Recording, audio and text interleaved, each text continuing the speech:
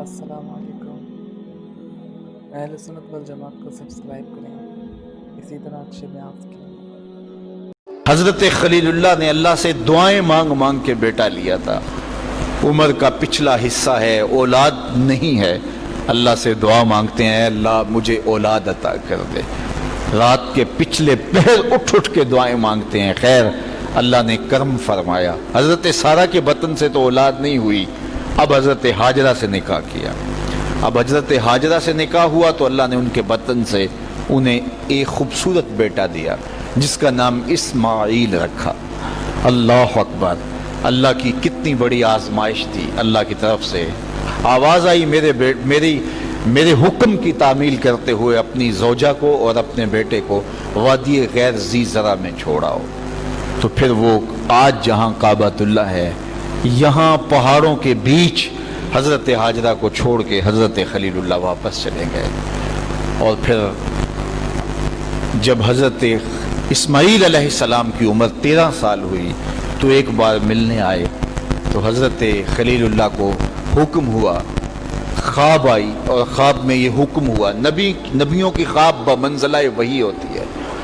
ہمارے جو خواب ہیں ان میں سے کچھ خواب ایسے ہیں جن کو کہا گیا نبوت کا 46واں حصہ ہے، اچھے خواب، لیکن ہمارے خواب ادغاث و احلام ایسے بھی ہوتے ہیں جو دن کے خیالات کا عکس ہوتے ہیں۔ کچھ ہمارے خواب ایسے ہوتے ہیں کہ جو شیطان کی طرف سے ہمارے اوپر ہوتے ہیں، شیطانی خیالات کا عکس ہوتے ہیں۔ لیکن کچھ خواب ایسے ہوتے ہیں کہ جو ہے وہ اچھے اور صالح خواب ہوتے ہیں۔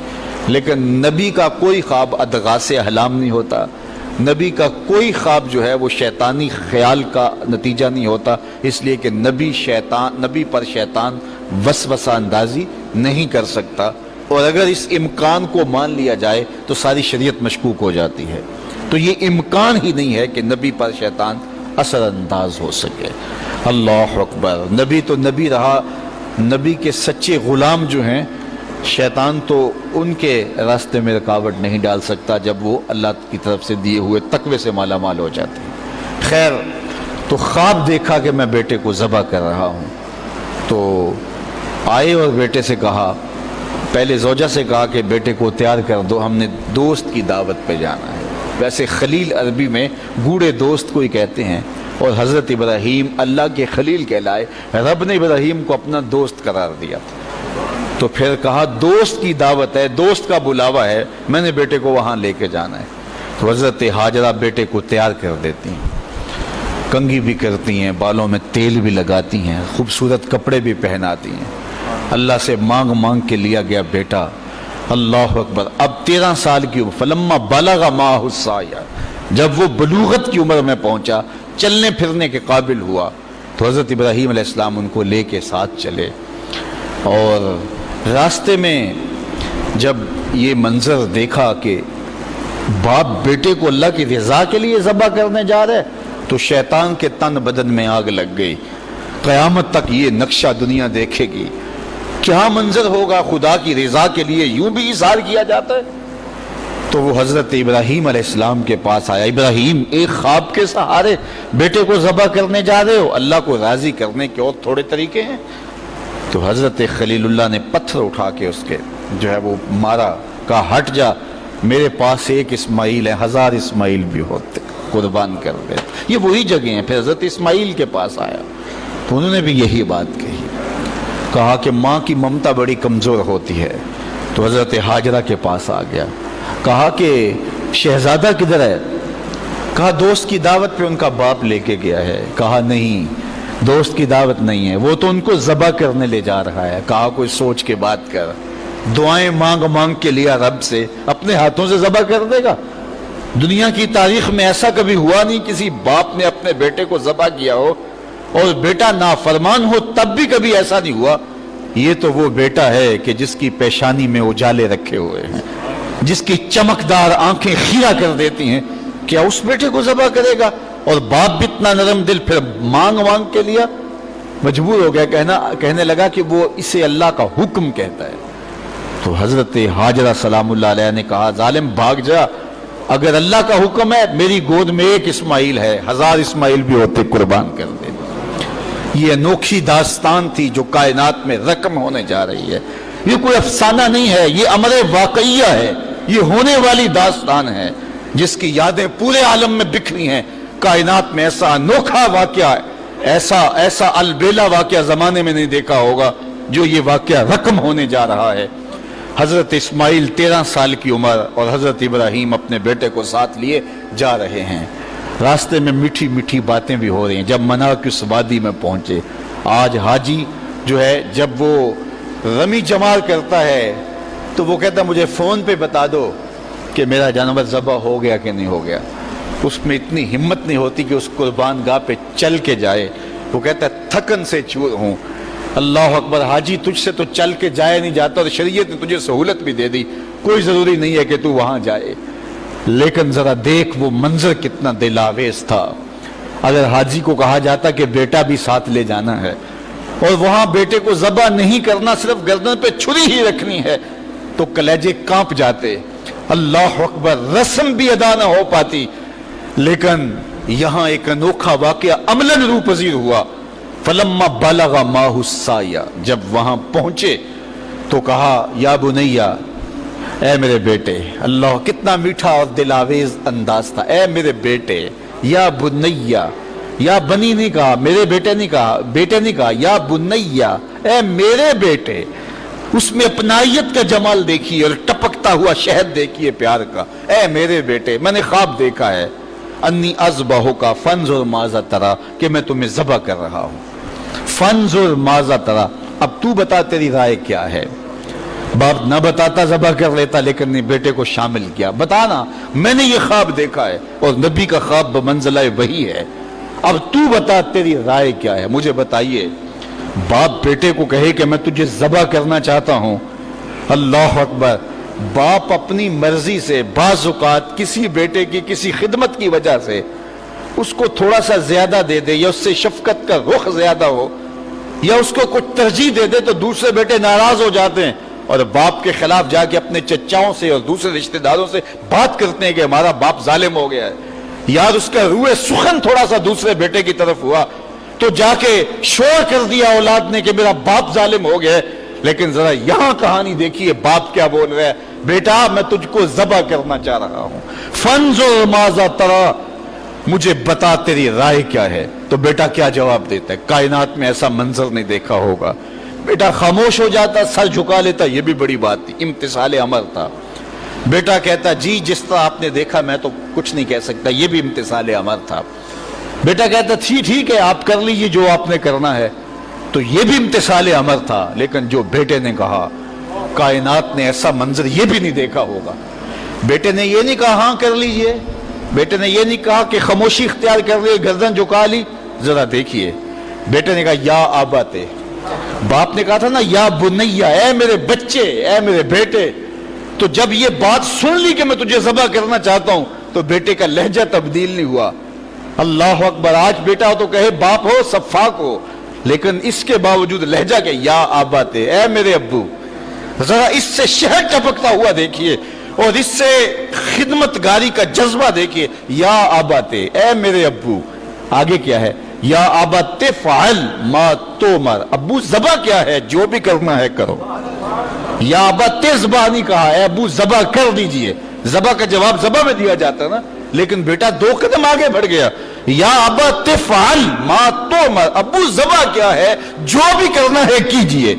باقی رہی بات میری، یہ کام آسان تو نہیں کہ گردن پہ چھری چلے اور میں تڑپوں نہ، لیکن اللہ کی مدد ہو تو یہ مشکل بھی نہیں، ستاجدونی انشاءاللہ من الصابرین. آپ دیکھیں گے رب نے چاہا تو صبر کر کے دکھاؤں گا، تڑپوں گا بھی نہیں. باپ رسی بھی ساتھ لے گیا تھا، چھری بھی ساتھ لے گیا تھا. چھری نکالی.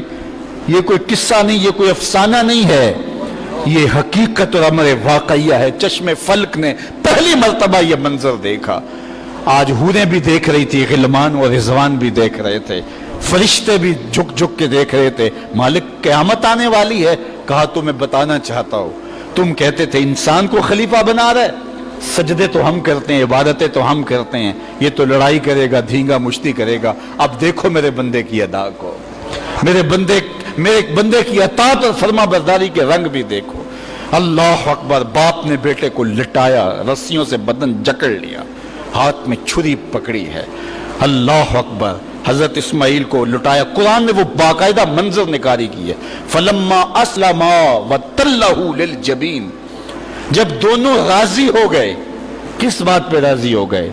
कि फलां नंबर की गाड़ी खरीद लें, फलां कोठी और फलां बंगला खरीद लें? नहीं, दोनों राजी हो गए। बाप ज़बह करने पे राजी हो गया और बेटा ज़बह होने पे राजी हो गया। इस्लाम इसे कहते हैं फलम्मा अस्लमा। यहां लफ्ज जब दोनों ने रिजा कर ली, तय कर लिया, दोनों ने सर झुका लिया। अल इस्लाम गर्दन निहादन, इस्लाम का माना गर्दन रख देना। तो दोनों ने जब गर्दनें रख दी अल्लाह के हुक्म पर, बाप ज़बह करने पे तैयार हो गया और बेटा ज़बह होने पे तैयार हो गया। सीने में दिल रखने वाले हो, बेटे का ज़बह के लिए तैयार हो जाना छोटी बात नहीं थी, लेकिन बाप का अपने हाथों से बेटे को ज़बह करना ये उससे भी बड़ी बात थी। ये तमाशाए लबे बाम नहीं था। लेकिन आज जमाना इस मंजर को देख रहा है। मना के स्याह पहाड़ों में ये कहानी रकम होने जा रही है। बाप ने हाथ में छुरी पकड़ी और बेटे को लुटाया। कुरान बताता है फलम्मा अस्लमा, जब दोनों राजी हो गए, वतल्लहु लिल जबीन, और बाप ने बेटे को पेशानी के बल लटाया। इस पर तो मुफस्सिरीन ने दो बातें की हैं। लिल जबीन का माना किया है कि पेशानी के बल लटाया, पीछे से ज़बह करना चाह रहे थे।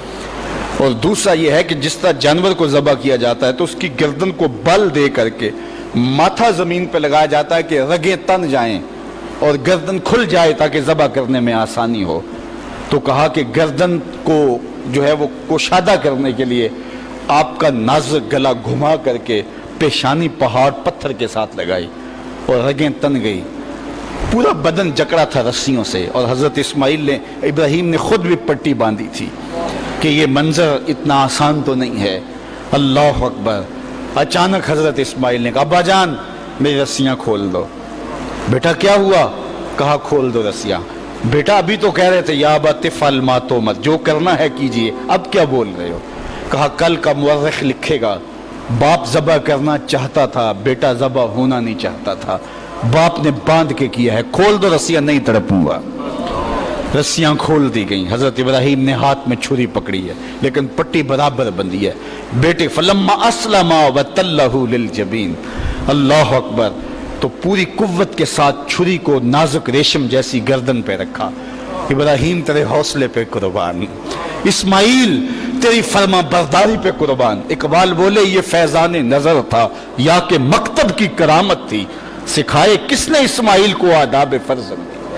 बेटा लेटा है, रस्सियां भी खुली हैं, तड़पता भी नहीं है, आहो फगा भी नहीं करता, आंखों में आंसू भी नहीं है। बाप ने हाथ में छुरी पकड़ी है, बेटे की नाजुक रेशम जैसी गर्दन पे रखी और पूरी कुव्वत से छुरी को दबा दिया। लेकिन हुआ क्या कि एक बाल भी नहीं कटा। छुरी को पास पड़े पत्थर पे मारा, लकड़ी पड़ी थी, पत्थर पड़ा था, मारा, वो कट गया। लेमा तख्ता या सिक्कीन, सिक्कीन है, छुरी तो क्यों नहीं काटती? अल्लाह अकबर। छुरी ने जुबान हाल से आवाज दी इब्राहिम अल खलीलो या मुरनी वल जलीलो यनहानी। खलील मुझे एक बार काटने का कहता है, वो खलील, वो कबीर, वो रब, वो जलील 70 बार कहता है, खबरदार एक बाल भी काटा। कहा तेरा काम तो काटना था। छुरी बोली आग का काम भी तो जलाना था। जिसने आग को जलाने से रोका आज उसने मुझे काटने से रोक दिया। समझे, इससे यह भी तो नतीजा निकल सकता है चलो जान छूटी, मेरा कसूर तो नहीं था, लेकिन अल्लाह के हुक्म को पूरा करने का जज्बा था। पता नहीं दिल में क्या बात आ गई कि छुरी को रोक दिया गया। फिर इस्तिग़फ़ार पड़ा और छुरी तेज की और गर्दन पे रख के पूरा जोर लगा दिया। गर्दन कट गई, खून बहने लगा। खुश हो गए कि बड़ा काम था कर गुजरा। जल्दी जल्दी पट्टी खोली तो देखा ज़बह होने वाला बेटा नहीं, दुम्बा था। अल्लाह अकबर। दुम्बा पड़ा था और बेटा पास खड़ा मुस्करा रहा था। तो हजरत खलील की जुबान से बेसाख्ता निकला अल्लाह अकबर। तो हजरत इस्माइल बोले ला इलाहा इल्लल्लाह वल्लाहु अकबर। पास जिब्रील खड़े थे, कहा अल्लाह अकबर वलिल्लाहिल हम्द। आवाज आई फलम्मा अस्लमा वतल्लहु लिल जबीन व नादैनाहु अन या इब्राहिम कद सद्दक़ता रोया इन्ना कज़ालिका नज्ज़िल मुहसिनीन। आवाज आई इब्राहिम तूने वाकई ख्वाब पूरा कर दिखाया। तूने तो अपने गुमान में बेटे की गर्दन पे छुरी चलाई, लेकिन ये हमने उस वक्फे में दुम्बा रख दिया, तुमने वाकई ख्वाब पूरा कर देखा। वफदईनाहु बिज़िब्हिन अज़ीम, हमने उनके जो है बदले में एक दुम्बा दे दिया और हमने इसको पिछलों के लिए सुन्नत रख दिया। आज मना की वादी में हाजी वहां जाके दुम्बे की गर्दन पे छुरी फेर रहा होता है, वो यादगार आज उस मज़बा पे, आज उस मनसब पे जहां बेटे की कुर्बानी के लिए हजरत खलील छुरी हाथ में लिए खड़े थे, आज 40 लाख जानवर कुर्बान हो रहे हैं और पूरी दुनिया के ऊपर कुर्बानियां हो रही हैं। अल्लाह अकबर, वहां आवाज आती है, सलामुन अला इब्राहिम, ए इब्राहिम तेरे ऊपर सलाम।